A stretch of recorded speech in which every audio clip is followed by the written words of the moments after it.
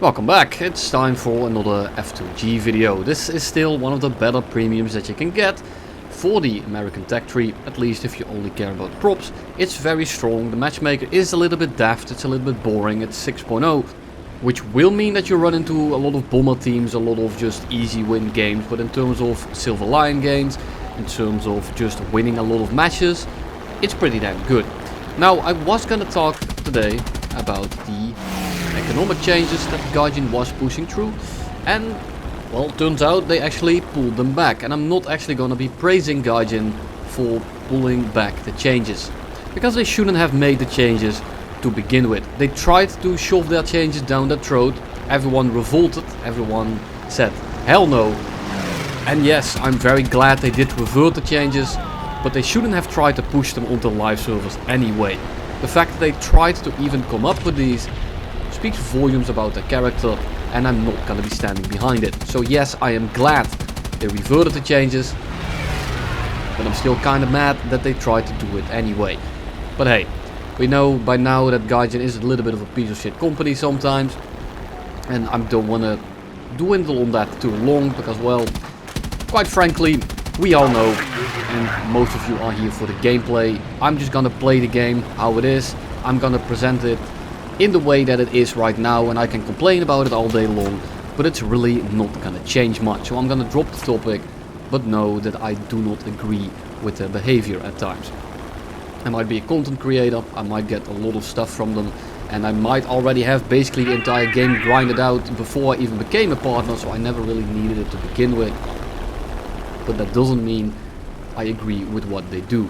But let's look at some gameplay here. The F2G has an absolute obscene climb rate, it's pretty damn fast, and it has pretty decent retention as long as you don't slam the elevator. You saw that I came out of a dive. The C-Fire here is a little bit underpowered, but it showcases very well what you can do with some power, even if you turn worse than your enemy. The C-Fire here is completely out of energy.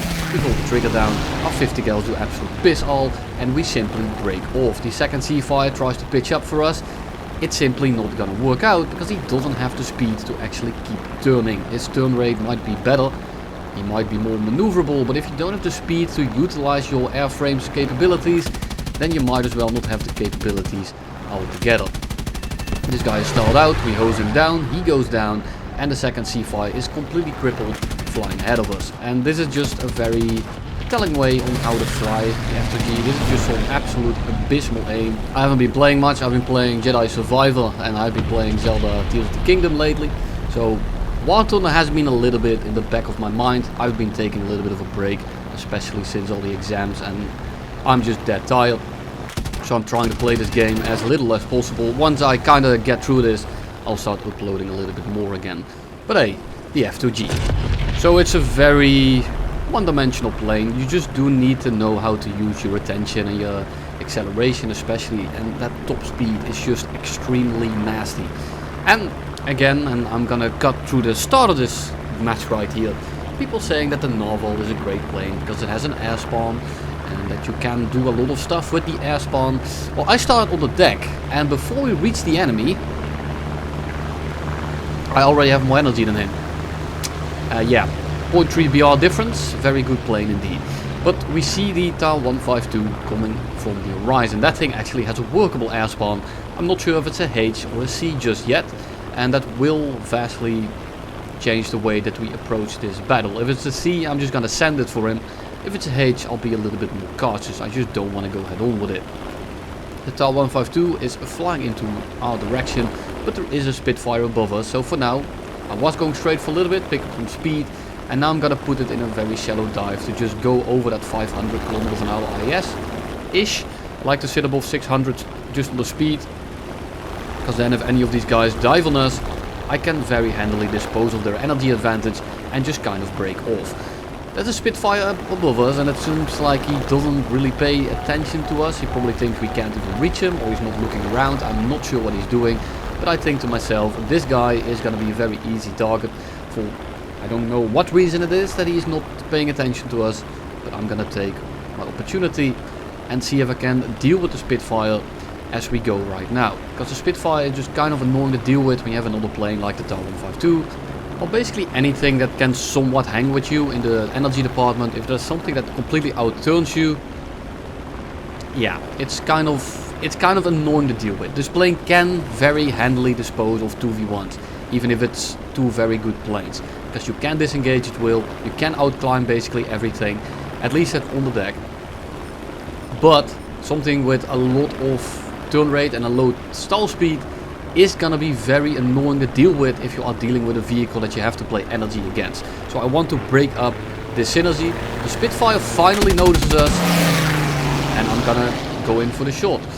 Don't get any good damage in, we do get a hit, and we notice by the kill feed that it's a 152C3. So I try to go head on here, I break off a second and start shooting. He doesn't kill me. And now we are kind of in the boat where I didn't want to be in. And I'm not talking about the maneuverability of the F2G, that's a boat. I'm talking about the situation that I'm in right now. I go ahead on with Spitfire, he breaks off, and on that I get to re-engage, and I need to, because otherwise this is it's gonna take a while to clean up. So the Spitfire is now crit, and the TAL 152C, well, he needs to dive. And the lower we go, the bigger my advantage becomes. So really, right now I have them both by the balls. The Spitfire is crit, he's really not gonna do much. And for now I'm actually gonna shallowly dive after the TAL 152. And this does sacrifice my energy, my potential energy a little bit, because the higher you go near your top speed, the less acceleration your engine produces. So I'm trying to get near him, and then we will slowly pitch up into him. And we can do that because we have more top speed and we have a better climb rate. So we will eventually catch him.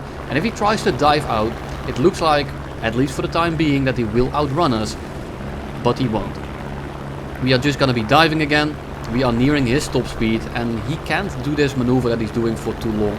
He's gonna eventually run out of speed, and we will start catching him. It's very boring, but he has to do this. He has to try and run away, and then try to reverse me, or try to force a dogfight when I don't expect it. But if I'm paying attention to what he is doing, and keep in my mind what he might do, he really can't do anything. And this is why I call the 152C3 somewhat of a support plane, because the second you get a vehicle that is relatively powerful, he basically cancels you out of the match.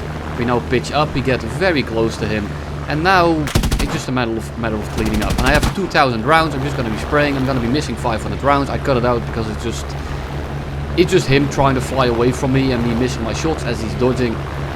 Not much to show there. And he finally tries to go for the reversal. I see that he's losing speed, so what do? I got throttle for a brief second, and I will never get reversed by this if I pay attention. And this is what I mean with, you need to rely on people making mistakes if you try to reverse someone in something like the 152C3. It is simply too much of a brick. It's not the plane, it's the pilot. It always is a little bit, but it doesn't come down to the pilot of the defender, it kind of comes down to the pilot of the attacker. In this case that was me. I didn't make a glaring mistake, and even if I did, I still have the advantage because my plane is better and I'm in a better position. So I need to throw it completely. I then notice a ME262. He's just not going very fast. He tries to go to the runway. I expected such a thing. I'm gonna go up right now, and I'm kind of predicting him to go back down under me. He doesn't do that, and I mean, I'm glad he didn't, but also he tries to run away, but we simply have too much speed right now. And this is what I mean with, this thing is pretty damn fast.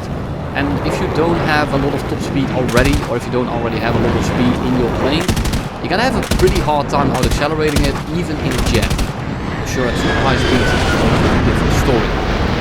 Tempest comes in, I want to know if it's a 5 or it breaks off. We go into this little bit of a corkscrew, and I am instantly behind him because he was going faster than us. Now we can simply force this vertical, and we will eventually catch him, but he takes a very poor line and he ends up flying directly with my guns. The issue with this plane is, in a dogfight with other props, if you don't have the capability to kill this thing very quickly, and if you don't have a plane with a super low stall speed, it will run you out of energy before you get a shot. The Tempest doesn't have very good energy production at very low speeds, and it does turn better than us. But again, if you don't have the engine to back up your airframe, you might as well not have the airframe at all. So in that kind of scenario, the F2G will win in the long term, And now we're going on the Spitfire, but notice that we are already going 520 IS. This guy is going nowhere near that. That's near his top speed. He goes about 550 on the top of my head. I don't need an exact number, but it's about that speed.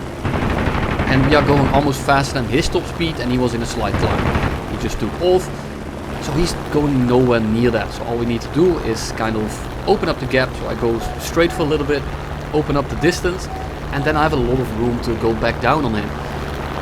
And as you can tell, he's simply too slow to really do anything. We are going 600 again, I compress a little bit, I get a crit in.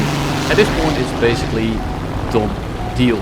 I go straight up here, because I know that he's not going to have the energy to really do anything. I pull back into his loop, and look at that, he is completely stalled out. We are going over his nose before he starts getting a shot, trying to dodge him. There we go. And he is completely stalled out. Now sure, I have a friendly coming in, and he is going to be cleaning up our kill, but I hope it does show you, because I basically have the guy dead right here. We might not get the kill, but I think it showcases plenty. Thank you all very much for watching, and I'll see you all next one again.